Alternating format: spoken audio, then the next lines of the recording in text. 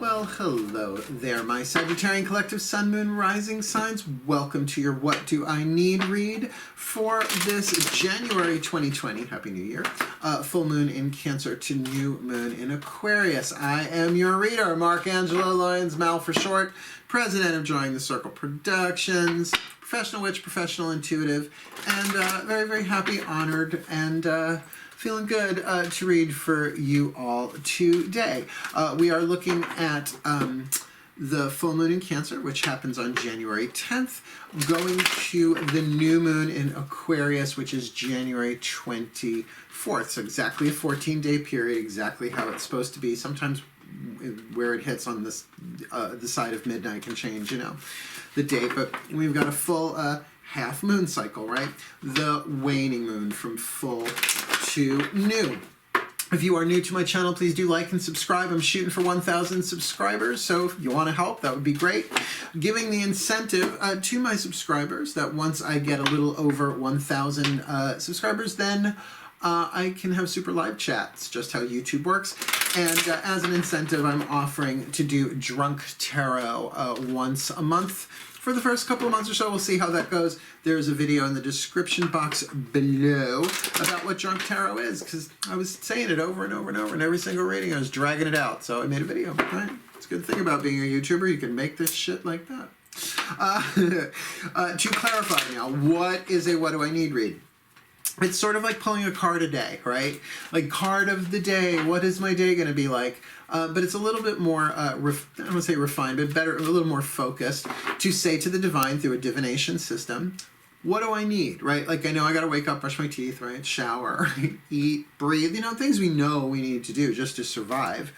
But from a larger spiritual and divine sense, what do I need? Like, what do I need today? What do I need to think about? What do I need to look at? What do I need to heal? What do I need to let go? And because we are doing it not just for a day, but for half of a moon cycle, full to new moon, we're looking at the waning side of things. What do I need to release? What do I need to let go of? What do I need to shrink, right? Diminish.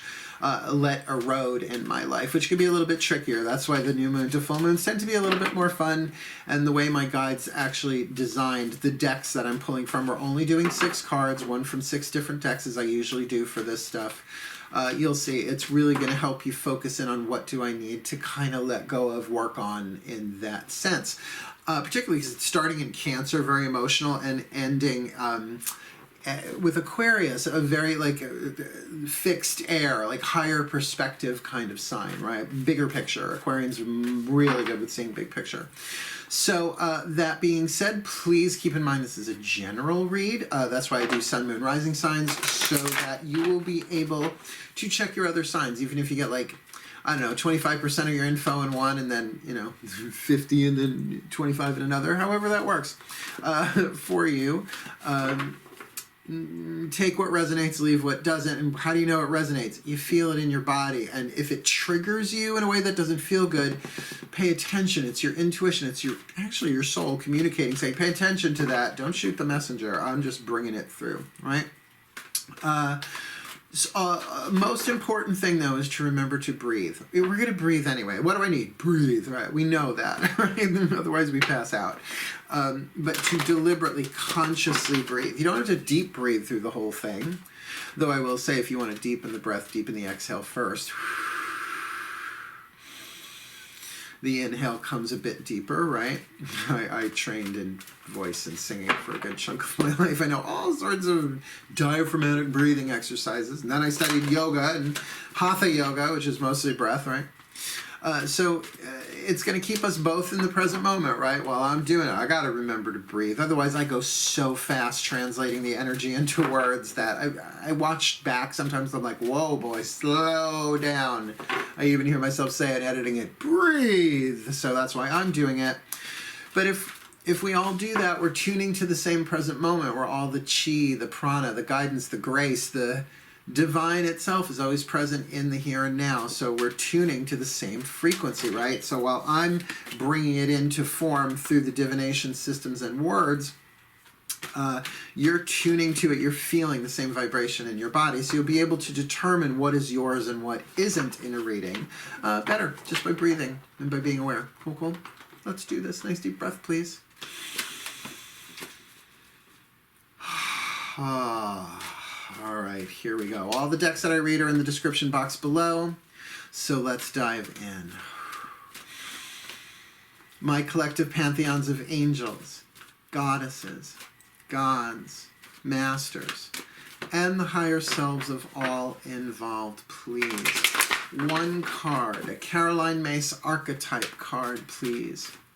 For the Sagittarian collective Sun, Moon, Rising sign from this full moon in Cancer to new moon next in Aquarius, what is the dominant archetype that they will be dealing with either in themselves, another person, or in a situation from this full moon to new moon next January 2020?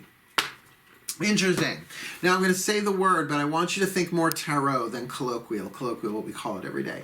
The Fool. Now look at the card. It is actually a fool, as in a court jester fool, so it's not the idiot. The Fool was the only one in the royal court who could get away with speaking truth to the king without getting his head cut off, because he did it with comedy. We see it all the time. I like Bill Maher. I've always thought he was cute. But he's a good example. And, you might not like his politics. You might even not like his comedy. But he really can stand up and say things in a way and deliver it in a way with humor. So there's something about the Fool card. It is ancient and yet contemporary. So the Fool, we need the Fool. They're truth speakers, but that can get away with it, right? Without causing too much tumult. But let me read you the shadow and the light, because every archetype is a balance of lead and gold, shadow and light. Our job is to take these and know what they are, soul powers that we incarnate into each life to develop, if you will, like developing muscles, developing a soul power capacity for a particular type of power, moving it from the shadow to the light, the lead to gold, through persistent alchemy throughout our lives, usually through our relationships, but can be through our physical health, all job situations. Everything is about refining our power. So I'm going to read these to you, and breathe. Pay attention to what's going on in your body as I say these, because you'll know it's not yours if it goes, right? Like flatline, nothing, right? The shadow attribute. Using humor to wound rather than liberate.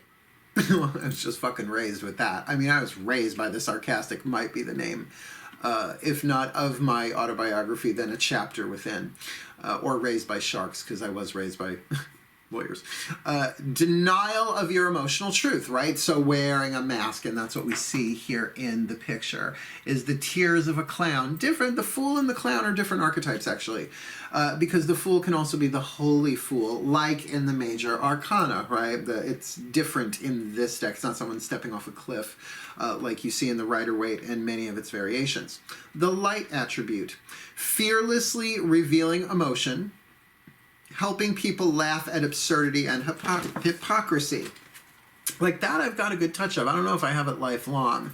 But certainly doing these readings, and particularly doing like the dark moon waning stuff, shadow power, the twin flame reads, I'm able to bring a humor to it because I've lived through it. I've been embracing the shadow the majority of my life, witch and non-witch alike, right? Through psychology, through shamanistic work, shamanistic techniques, hypnosis.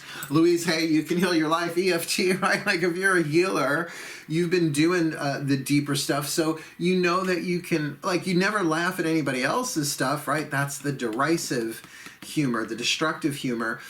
But like certain relationships I talk about, like my first marriage, I was like, oh my God, I learned so much more from the divorce than I did from the marriage. It was a guy, it wasn't legal, it was in the 90s. So, you know what I mean? Like you look back at the time, it was so fucking dramatic and traumatic. I was in my 20s. Look back now, it's just like, oh my God. And I'm a Virgo, he was a Pisces. Probably still is a Pisces if he's still alive. I think he is. It's like, why did I marry my opposite side? Being a Pisces man, right? You look back, you go, what the fuck? That's the Fool archetype. We all have access to every single archetype in the collective unconscious, but this is the one you need to keep an eye on, either in yourself, someone else, or if it's brought out in a situation, because sometimes it can hit a group of people, right?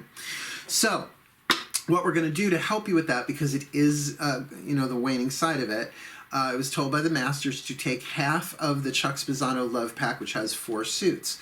The Luck, the healing, the grace, and the problem suit. Well, guess which suit they told me to get? The problem suit, which is half the deck, right?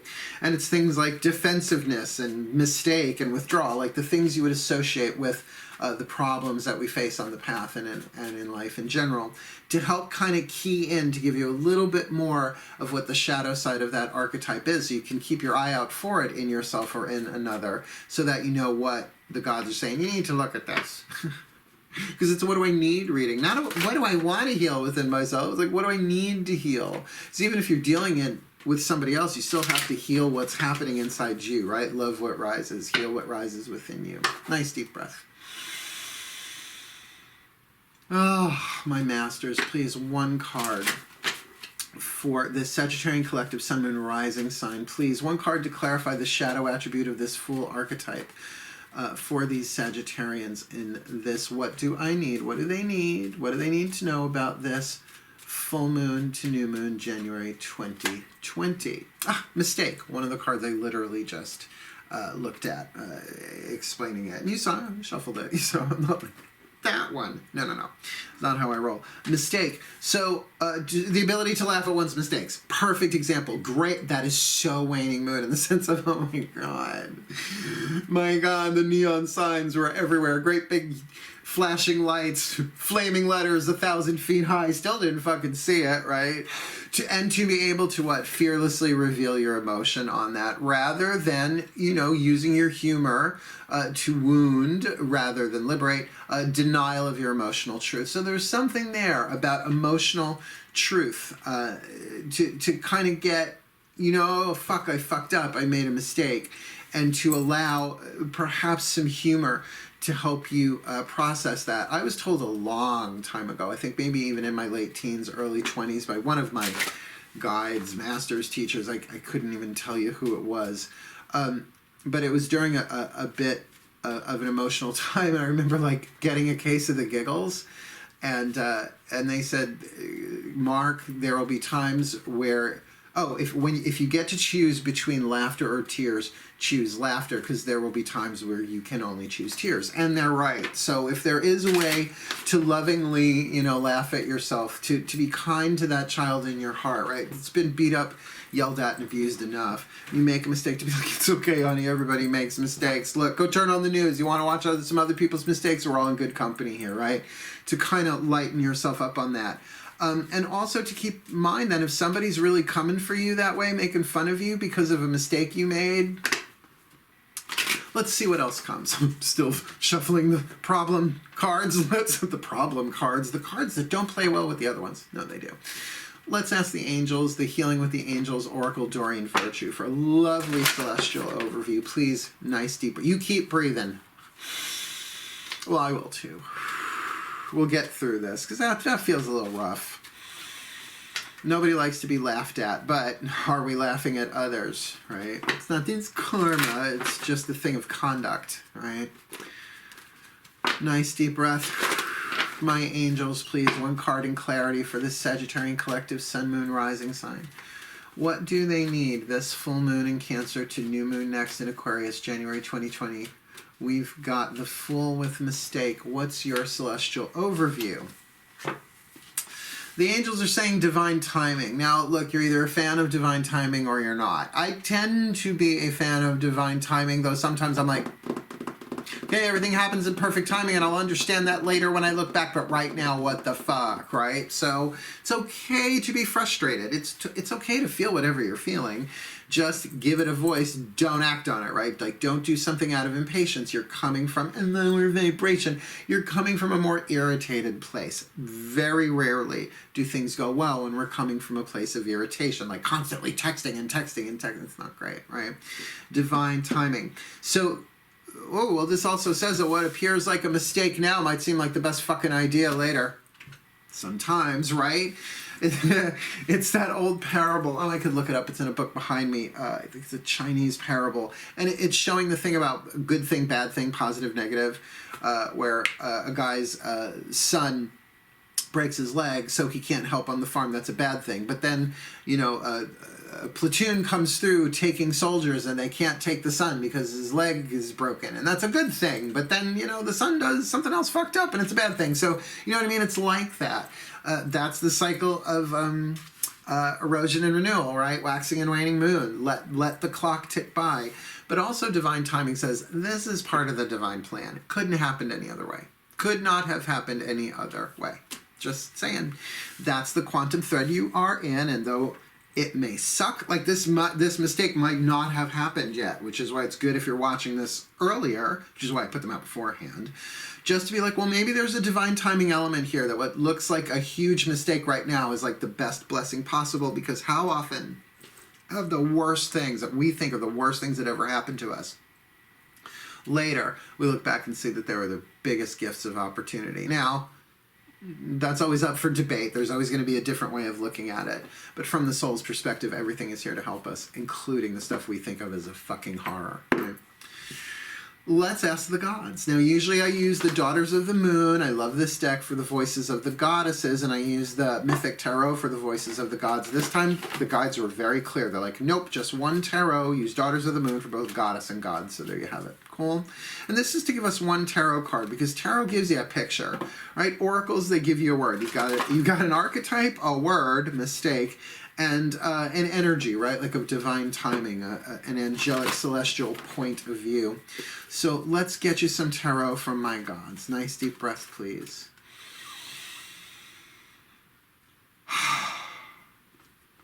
My gods, please, one card in clarity for this Sagittarian collective sun, moon, rising sign, for this new moon in Cancer to full moon next in Aquarius. What do they need? What do they need, considering we've got the Fool, mistake, and divine timing? What would you like to add in terms of what the Sagittarian collective needs for this full to new moon?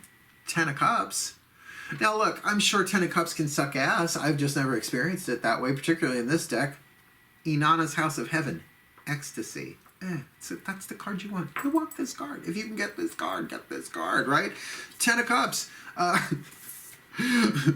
Tub Time Machine, man. I'm really like with the divine timing right next to it. This is really funny. Yeah, your cup runneth over. So perhaps that is part of the alchemy of the Fool there. To somehow take something that seems like so ridiculous, right? That seems like such a ridiculous mistake, but oh my God, okay, I don't talk about this in public that often. Carrie Fisher is one of my spirit guides now. How do I know that? I've adored her my whole life. I really didn't get as into her until I read Postcards from the Edge. The movie's wonderful. The book is amazing. So when she crossed, I requested her, and sure enough, I get her. So if you've ever seen Wishful Drinking or read the book, they talk about she says something tragic happens, and then time goes by. And then you look back and you see the funny. Location, location, location. Well, it's sort of like that with time, right? Time goes by, location, location, location. But with the Fool archetype, if that is within you, you may be able to cry what you have to cry so that you can laugh as you need to laugh. Do you know what I mean? That there is such a thing called a super state, where it's like you get opposite sides of the emotional spectrum. Like ecstasy and depression would be an example, but I have had for myself grief and joy at the same time. It's like, what the fuck is going on? Oh, it's something called an emotional super state. Got it. In other words, you're imploding the opposite ends of the emotional scale. It's very quantum. Oh, it's so quantum. Right? So fabulous. I mean, really kick-ass. Great reading so far. We still have 2 more cards to go. The Fool with mistake, divine timing. And really, the happiest card in the deck, we all know the Sun, major arcana card of the Sun is the happiest card in the deck, but the 10 of Cups is fabulous. Your cuppeth runneth overeth. Let's ask your higher self. Higher selves of all involved will be speaking through, as usual, the Whispers of Love Oracle, which I adore. I pull at least one of these a day. They're so good. Breathe. All right, the higher selves of all involved, please. One card in clarity. For this Sagittarius collective, Sun, Moon, Rising sign, what do they need? This full moon in Cancer to new moon next in Aquarius, January 2020, considering the collective pantheons are talking about the Fool, the Masters, a mistake, The angels, divine timing, the gods and goddesses, Ten of Cups, ecstasy, Inanna's house of heaven, which, by the way, the Inanna is a big part of embracing the shadow. Go read the myth of Inanna and Ereshkigal. Good luck on the spelling. So higher selves, please, one card in clarity for this beloved Sagittarian collective sun, moon, rising. What do they need this full moon to new moon next? The union of hearts. There is a connection of love that defies explanation. Now, if this is relationship-based, the idea of it being a mistake.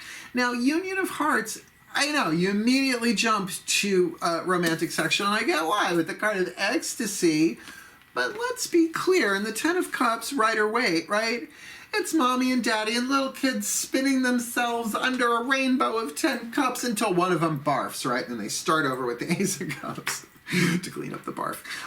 You know what I mean? So this could be familial. This could be relational in any way, shape, or form, but union of hearts speaks at least of two. So I have a feeling, you Sagittarians, you're going to know who this other one is, particularly if this is somebody that they play the fool, because everybody plays the fool sometimes. No exception to the rules. Sorry, I had to listen, baby. Told you I was classically trained. Maybe factual, maybe cruel. God, life is lyrics, right? That's what I call audio tarot. When the divine, like, it's Hermes. There he is. He's right behind me. He's right there. Look at him. He's all like smirky and whatnot. Spinning discs in my cerebellum, bless his heart. So union of hearts, keep that in mind, that there's possibly a life contract, a soul contract going on here, but all in divine timing. What may seem like a mistake might absolutely bring great joy, bliss, and ecstasy, but can you keep your sense of humor about it and keep your emotions fearlessly revealing them? That's tricky, right? So keep an eye when you put the mask on and when you don't, because you certainly don't have to do it 24/7, but you want to do it with the right people. You'll be given divine timing.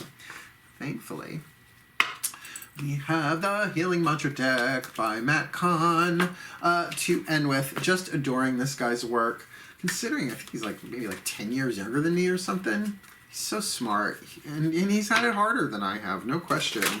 And that's the thing. The more you suffer on the spiritual path, the better you do. I'm like, yikes. Boy, I would have never signed up. I'm a hedonist, man. I would have never signed up if I'd known that shit at what, age 12? When they co-opted me? Probably younger. I've had mystical experiences my whole life. Thank God, nothing, that I needed to call a therapist about.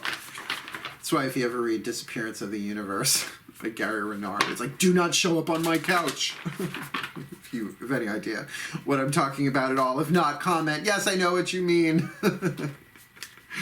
Art in person, drive-by, right? Not great. For me, at least. So what I'm going to do is I'm going to pull one card. This is the Healing Mantras. One side of the deck is the name of the mantra, which is good because then you can look it up in the book alphabetically, which I'm going to do. And the other side is the mantra itself. I've been saying this all along. They are my lightsabers on cardboard. I love them. I definitely pick one a day. If something really pops out of nowhere, I'm like, okay, give me a new one. Right? They always help. And I found them in these readings. I did them for Twin Flames and for these What Do I Need reads. Did we do them for new moon to full moon next? I might have. Yeah, because I didn't have them ready for Path of True Love. Didn't have them yet. Yeah. Breathe. Let's do this. We're double dipping with the Ascended Masters. This is the voice of the Masters, because Matt Kahn and his Ascended... Matt and the Masters, like Mike and the Mechanics. Oh, my Masters, please. One card. In clarity. For this Sagittarian collective, Sun, Moon, Rising Sign.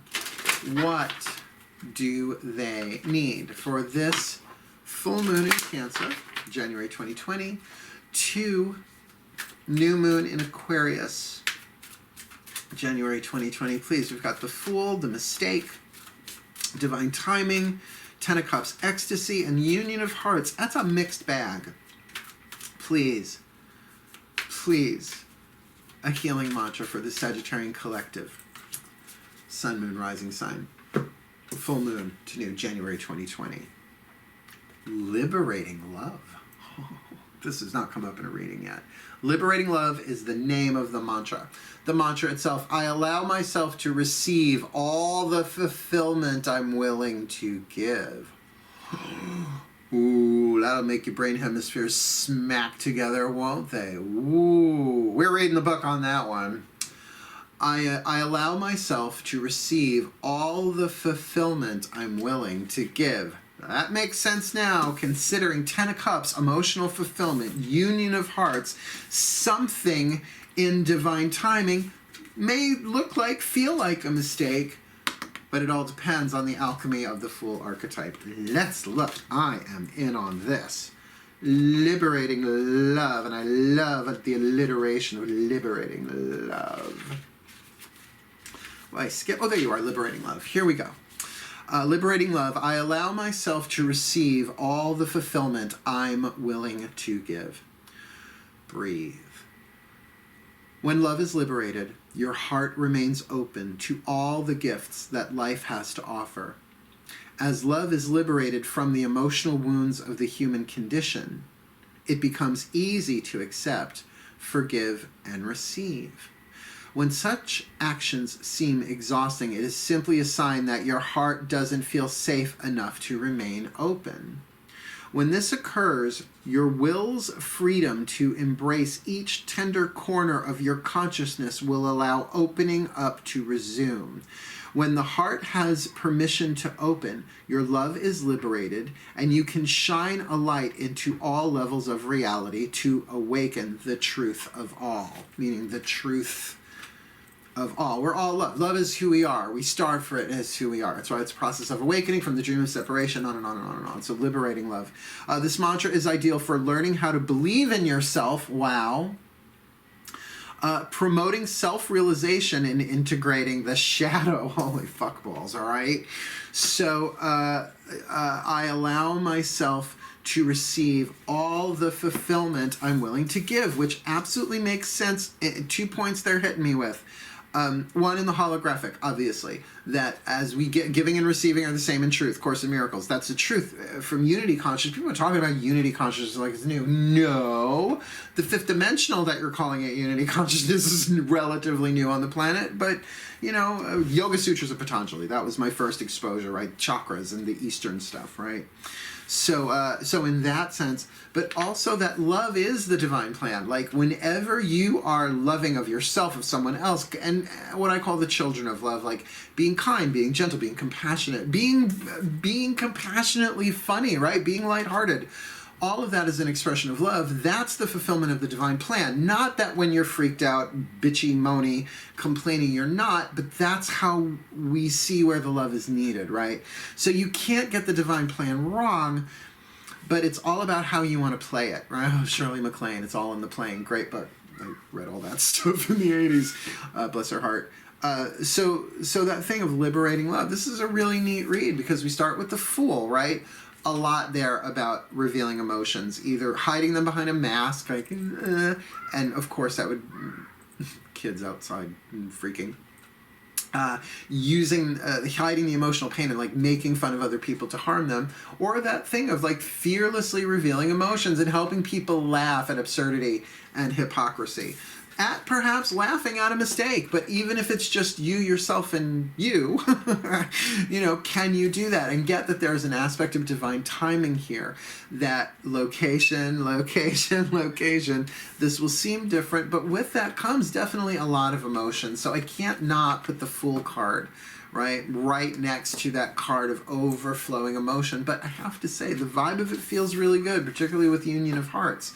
Now, if the Union of Hearts is currently in separation, that could really, really suck and turn this into very derisive, very, very harmful humor, or at least self-effacing humor. And look, I think there's a place for self-effacing humor if you know that you're just trying to lighten it a little bit, different than lacerating yourself with jokes. Some people make a career out of it, right? Like insult comics. Bianca Del Rio will make fun of herself as much as anybody else, and I fucking adore that bitch. I love her. I'm afraid that she's going to come for me now that I called her a bitch, but I don't think she'll mind. I think she'd like me. I'd buy her a drink.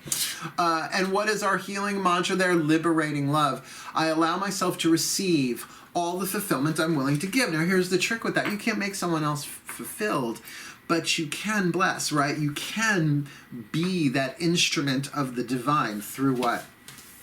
Through your humor, by helping people laugh at absurdity and hypocrisy, right? Just the hypocrisy. Oh, it's so fucking ridiculous, right? Liberating love. So work that mantra. Work that mantra. I allow myself to receive all the fulfillment I'm willing to give. Very lovely reading, my Sagittarians. And you know what? You're ruled by Jupiter, right? Planet Jupiter, which is Zeus, which is Jove. It's where we get the word jovial from. So work it. Work that Sagittarian fire arrow of comedy, but just be careful you don't shoot yourself in the foot or anybody else in the heart, right?